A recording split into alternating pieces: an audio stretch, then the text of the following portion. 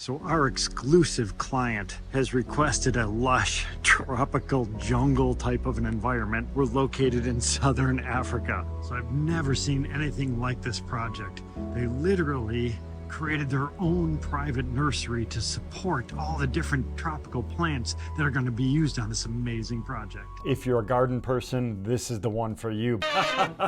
Hey, what's up everybody? Ed the Pond Professor here, coming to you today from our office, and I want to discuss the landscaping design and plan for this amazing project that we're working on right now in southern Africa. I've already spent many weeks, actually probably months there working on the project. We are making incredible progress. It's time to start thinking about the finishing phases. If you're a garden person, this is the one for you, because we are putting in not just thousands, but we're putting in tens of thousands of plants. And I'm talking about massive trees that are 30 feet plus in height, that weigh tens of tons, that we're setting with large cranes. Everything has to be supersized. The rocks we're putting in are just mammoth. The type of equipment we have is just gigantic, just huge wheel loaders that could move many cubic yards of material in one scoop. Gigantic excavators, huge teams of people moving all the thousands of tons of materials and equipment that we have on the project. It is fitting to have a landscape that is going to be second to none. So I've been working very carefully with the team over at Earthworks, Jason Duffney. Working with them on choosing the right plant for this was critical,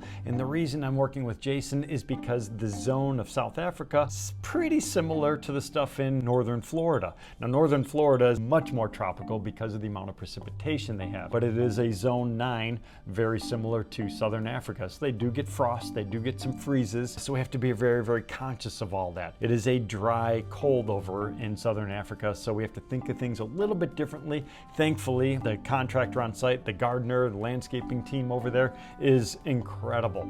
The amount of stuff that they've done so far, it has just blown my mind. I mean, they are recreating a botanical garden at this location in southern Africa. So this water feature is really going to be the cherry on top of this incredible design, because as we all know, water is the most important compound on planet Earth. So by having this riverine system that's carving its way through this property is going to be unbelievable. Not only that, but typically river valleys are very fertile, and that's because they're at lower elevation. You have all the rainwater washes the sediments and the decomposing rock compounds and all that stuff down into the lower elevations of these valleys, and then you have the floodplains and the riparian zones around the perimeters of the river systems, which is again just very fertile. The Fertile Crescent, where actually the foundation of man has begun, was because of the abundance of nature and wildlife, where these rivers, multiple rivers, kind of came together. So I want to recreate that type of stuff right here. So it's hard to understand the scale of this feature. So from one end to the other of this water stream that I have going through here, it's over 600 feet in length. We have over 30 feet of elevation change going from the bottom all the way to the top. So when you start looking at this from the bottom to the top, you can't even see the top location. We are bringing in 1,800 plus cubic yards of material to build up a massive mountain up at the headwaters. We're gonna have our wetland filter. We're changing completely the topography of this entire area, but in doing that, we're creating this riverine type of a system. We're coming in with giant boulders that are gonna be kind of cascading their way down, and then behind all these boulders, we're creating planting pockets. I'm a rock hound. I love the geology. I love looking at natural rock formations in nature. But if you really study all of that stuff, as mountains age, as rocks break down and weather over time, they actually create beautiful soil structures that are home to a wide variety of different types of plantings. So what we're trying to do is create this visual picture of this beautiful fertile valley with this river system going through, the sight, the sound, the cascading water, the abundance of wildlife, the fish, the birds, the animals that are going to be utilizing this are going to take it to a completely different level, on top of all the different types of landscaping we're coming in with. To create a canopy all the way down through all the different layers is going to be critical, because there are so many different viewing angles that we have to take into consideration. It's unbelievable. So what we need to do is we're taking this overall plan, but then we're fine-tuning it on site, and we're placing all the trees, the shrubs, and the understory plants, and then all the way down to the ground covers down at the bottom. We're creating all these different layers of texture and colors and bloom periods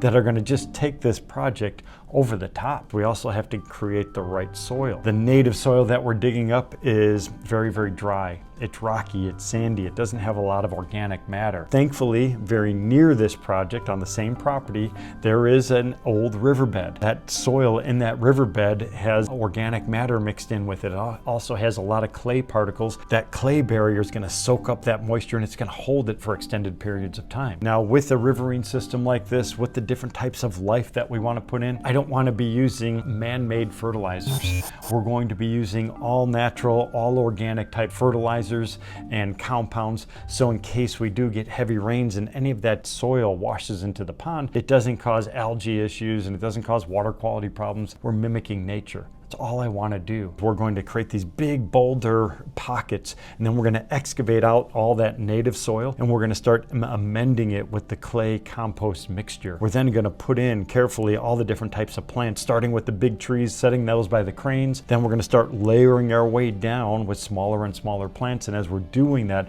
we're going to start to blend the area where the boulders actually meet the water, and then the water meets the land, creating these beautiful riparian habitats, which is just going to take this project over the top. Some of the trees that we're picking out are spectacular. The mixture of different palm trees and the different types of acacias that are actually found here are just native, are unbelievable. So we're trying to mimic the natural surrounding landscape, but we want to amend it just a little bit, and then it will fade off into that naturalistic landscape over in the background. So as you look at my drawing from one side to the other, you're going to see all this vegetation, and it's going to become very sparse at the back end of this large mountain structure that we're going to create, because we don't want to plant everything over the top, because then there's really no place to stop. The property is gigantic, so we have to have a cutoff point. So this beautiful rocky ridge is going to be the perfect dividing line for us, where we'll have a wet side and basically a dry native side. So by combining these different elements together, it is going to really just blow everybody's mind on this, as well as changing all the different elevations and creating these little small seating areas tucked in between everything.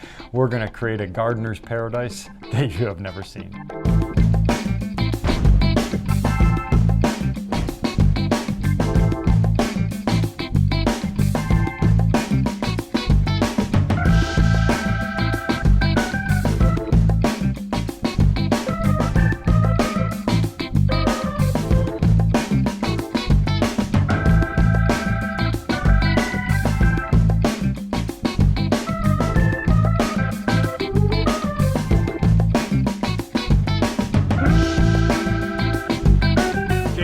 Here from Earthworks. What we're doing is on this trip is we're starting the landscape phase. So the crew has done an amazing job. I was not here for the pond building. They're up into the waterfall now, but we've got enough work done that we can come in and start putting in some beautiful landscaping to complement this water feature. We're gonna be able to do some subtropical, even somewhat some tropical material. Very difficult because of the harshness of how dry, and there's no humidity here really. And so we're gonna be pushing the threshold with some of our plants here, because we want this thing to be an oasis.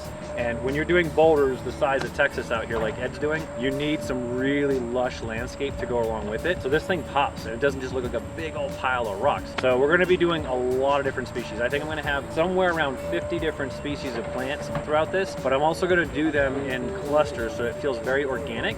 The way that you put it together, there's not gonna be straight lines. Everything is gonna feel very lush, tropical. So I'm gonna be doing masses of plants. You're gonna see an evolution where just greenery, all kinds of different colors are gonna come together. This is my absolute favorite tree on the entire project we're gonna put in. This comes from the foothills and the tops of the mountains here. I think it's indigenous to like the India area. This tree is called the moringa tree. So this moringa is nutrient like powerhouse of different vitamins, B, C, you name it. There's like 8 or 10 of them that this thing produces, and it all comes from those leaves. They harvested this right at the foothills of the mountains here near the project, and it has no dirt on it whatsoever. I asked the guys, like, what's the best way to plant these here? Because this tree right here can survive with like 6 rains a year. It's basically like a succulent. It doesn't need anything. So you see these roots, you look at that, you think it's gonna die. It's not. It's built for this. Absolutely my favorite tree.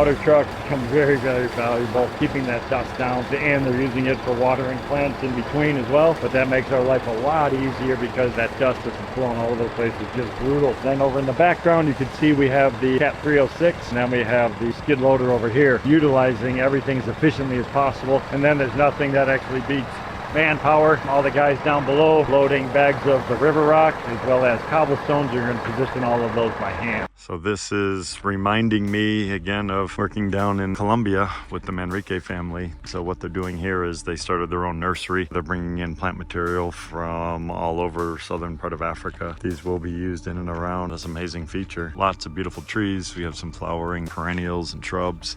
I believe they're going to have some citrus trees and things like that as well. Patrick, tell us what you are working on with all these incredible plants that you have here. Yeah, just working on the last or the back end of the pond here now. We got irrigation in finally yesterday, the team did. And so now moving with this incredible selection. I'm really surprised with the selection here in South Korea that they've got here. And we'll come back through lower stuff in the front and get some height back in there. Yeah, it's pretty good progress really. I mean, considering the usage of machine between different groups here we've got going on. It's coming in complementing everything that Rockwork here has done.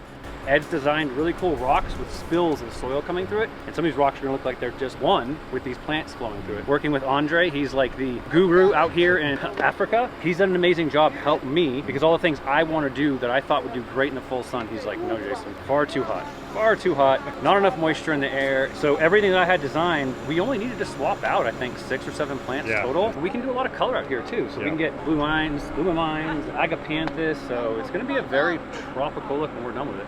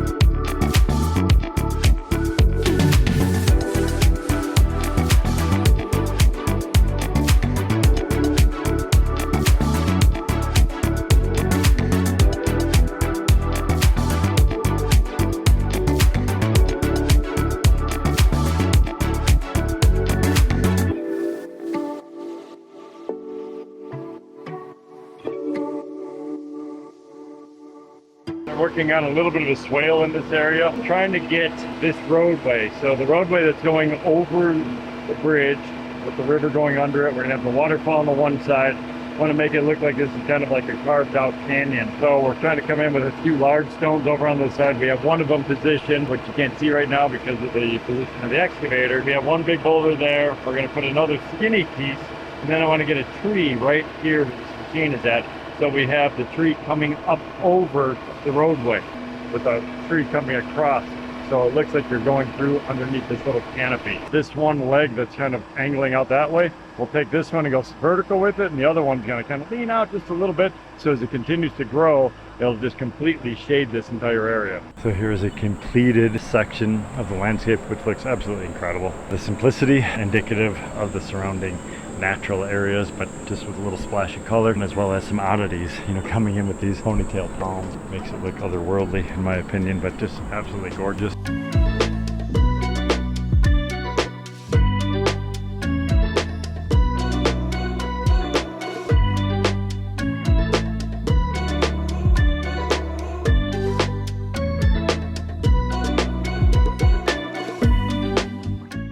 The amazing project in Southern Africa is, I can't even say enough about it. We got a bunch of dirty water down in the bottom. That's just because of rain. We have to wash everything out, but look at the incredible transformation here. Every time I come back and look at the stuff that we've created, it's just unbelievable. The different layers of boulders, all the different plant material, just how it all blends together and recreating the natural areas of this beautiful space. Driving around the mountainsides, looking how nature actually works, looking at the geology of everything, and then trying to mimic it on a scale, and I'm not saying a micro scale, this is a massive, massive scale, thousands of tons of boulders, giant boulders all strewn throughout this, huge trees. I mean, just dropping in all these incredible palm trees just to make this feature pop. Landscaping's only been in for a few weeks now. It's already coming together. And here we have some beautiful clusters of rock just to kind of blend everything in.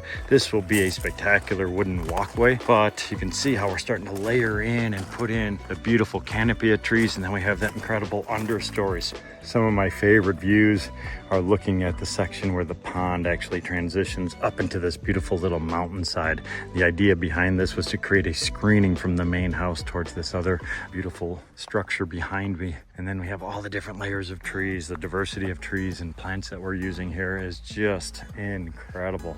This massive palm tree was a key feature. So we wanted to put it in place where it split the two waterfalls and created a beautiful centerpiece. And actually it really does an incredible job. Look at all the incredible layers of plant material as well as between the rocks. That is the key to the success on this project. The diversity of the plants and the size. This beautiful pepper tree over in the corner, which is just creating a beautiful focal point. And then it transitions itself around the edge of that home. Different views around every single corner. This is an amazing view. It's actually, you can't even see it that much from a lot of the viewing areas, but this is the river system that's cutting its way right through the property. And the key to the success of this is we have the structure over here trying to scale everything down. So coming in with all the different layers of plants just to kind of create that beautiful transition. And then we have these incredible plunge pools using massive, and I mean massive boulders. Can't even remember what this looked like when it was just all dirt before, this open soil.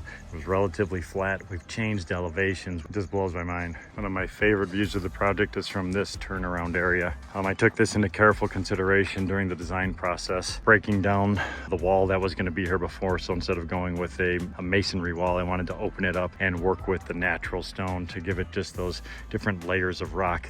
My goal with this project was to have parallel lines of ridges going through everything, and then we're accentuating all that with just washes of plant material as well as cobblestones.